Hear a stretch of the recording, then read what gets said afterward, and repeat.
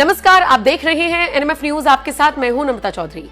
कई मौकों पर देश के प्रधानमंत्री नरेंद्र मोदी के उत्तराधिकारी और कई बार तो वारिस जैसे शब्दों को लेकर सवाल पूछा जाता है तो देश की जनता एक स्वर में जवाब दे देती है कि योगी आदित्यनाथ। मतलब प्रधानमंत्री मोदी के बाद अगर किसी को प्रधानमंत्री के तौर पर देखा जाता है, उनके उत्तराधिकारी के तौर पर देखा जाता है, तो तमाम सर्वेज में योगी आदित्यनाथ बढ़त बनाते हुए नजर आते हैं। लेकिन ऐसा आपको ही तो लगता है? क्या योगी आदित्यनाथ खुद ऐसा सोचते हैं? यही सवाल उनसे हाल ही में एक कॉन्क्लेव में पूछा गया तो उन्होंने सीधे सीधे तौर पर जवाब दे दिया और कह दिया कि मैं कोई वारिस नहीं हूं, मैं एक योगी हूं। और फिर उनसे पूछा गया कि क्या आप गोरखपुर जाना चाहते हैं, जिसके जवाब में उन्होंने कहा कि हां, अगर मुझे मौका मिलता है तो मैं योगी धर्म का प्रचार जरूर करना चाहूंगा। दरअसल आपको बताते चले, इस कॉन्क्लेव में योगी आदित्यनाथ ने क्या कहा? उन्होंने कहा कि मैं कोई वारिस नहीं हूं, मैं एक योगी हूं, योगी के रूप में ही काम करना चाहता हूं। भारत माता के एक सेवक के रूप में उत्तर प्रदेश की जनता की जिम्मेदारी मुझे दी गई है, उसी रूप में अपना काम कर रहा हूं।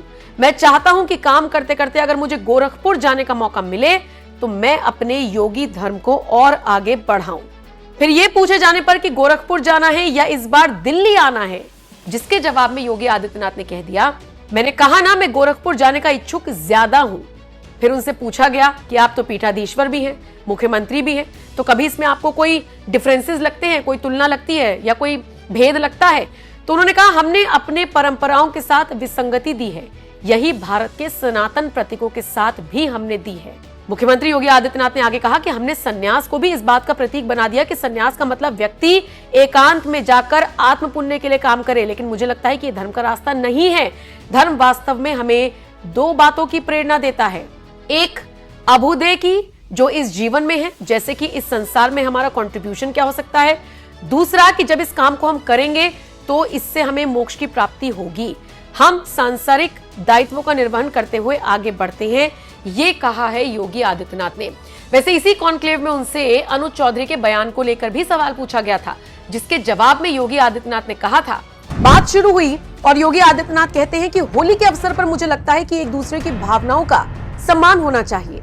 जुमे की नमाज हर शुक्रवार को होती है, होली वर्ष में एक बार होती है और प्यार से लोगों को यही समझाया गया। उन लोगों का धन्यवाद करता हूं जिन्होंने पहले ही बयान जारी कर दिया कि पहले होली होने दो, 14 मार्च को होली है, दोपहर 2 बजे तक होली खेलने दो, उसके बाद जुमे की नमाज पढ़ लेना। बहुत सारे मुस्लिम धर्म गुरुओं ने भी लोगों से अपील की कि हम लोग इसको मानेंगे, क्योंकि होली साल में एक बार पड़ती है और जुमे की नमाज हर सप्ताह पढ़नी है। नमाज स्थगित भी हो सकती है, कोई बाध्यकारी तो है नहीं कि होना ही होना है। लेकिन अगर कोई व्यक्ति पढ़ना ही चाहता है तो अपने घर में पढ़ सकता है, जरूरी नहीं कि वो व्यक्ति मस्जिद में ही जाए। अगर जाना ही है तो फिर रंग से परहेज ना करे, अगर रंग से परहेज है तो अच्छा होगा घर में रहे। पुलिस अधिकारी ने भी यही बात समझाई है।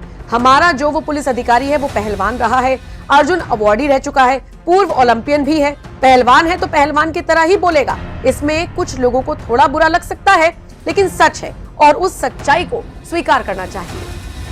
कुल मिलाकर देखा जाए तो योगी आदित्यनाथ डंके की चोट पर अपनी राय रखते हुए नजर आए, लेकिन गोरखपुर जाने की इच्छा भी उन्होंने जाहिर कर दी है और साथ ही साथ ये भी बता दिया है कि मैं कोई वारिस नहीं हूं किसी का भी। फिलहाल आप योगी के इस बयान को लेकर क्या राय रखते हैं, कमेंट करके अपनी राय जरूर दें।